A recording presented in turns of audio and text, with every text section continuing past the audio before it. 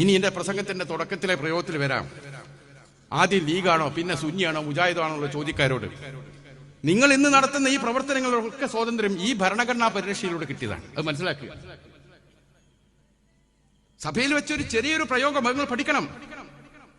ഇഷ്ടമുള്ള മതം സ്വീകരിക്കുവാനും വർജിക്കുവാനുമുള്ള സ്വാതന്ത്ര്യം എന്ന ഭാഗം വന്നപ്പോൾ ഇസ്മായിൽ സാഹിബ് അവിടെ ഇടപെട്ടിട്ട് അത് മാത്രം പോലെ നെഹ്റുജി പ്രൊപ്പഗേഷൻ, അത് പ്രചരിപ്പിക്കാൻ പ്രബോധനം ചെയ്യാനുള്ള സ്വാതന്ത്ര്യം കൂടി അതിൽ എഴുതി വെക്കണം എന്ന് പറയും.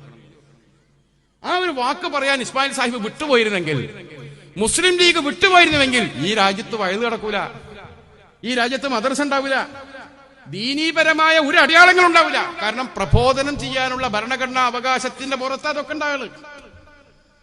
അപ്പോൾ മുസ്ലിം ലീഗ് പോരാടി നേടി ഇന്ത്യയുടെ ഭരണഘടനയിലേക്ക് എത്തിച്ച പരിരക്ഷയുടെ സംരക്ഷണത്തിന് പുറത്താണ് നിങ്ങൾ ദീനുണ്ടാക്കിയത്, നിങ്ങൾ സുന്നി ഉണ്ടാക്കിയത്, നിങ്ങൾ മുജാഹിദ് ഉണ്ടാക്കിയത്, നിങ്ങൾ മദ്രസ ഉണ്ടാക്കിയത്, നിങ്ങൾ അറബി കോളേജ് ഉണ്ടാക്കിയത്, നിങ്ങൾ മഹാസമ്മേളനങ്ങൾ നടത്തുന്നത്.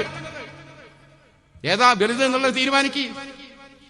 മുസ്ലിം ലീഗ് എന്ന സംഘടന അവിടെ ഇല്ലായിരുന്നുവെങ്കിൽ, മുസ്ലിം ലീഗ് ഇത്തരത്തിലുള്ള പോരാട്ടം നടത്തി ഇത്തരത്തിലുള്ള അവകാശങ്ങൾ ഭരണഘടനയിലൂടെ സ്ഥാപിച്ച് തന്നിട്ടില്ലായിരുന്നുവെങ്കിൽ നിങ്ങളെ ഗതി എന്താണെന്ന് ചിന്തിക്കാനുള്ള ബുദ്ധിയെങ്കിലും നിങ്ങൾക്ക് വേണം.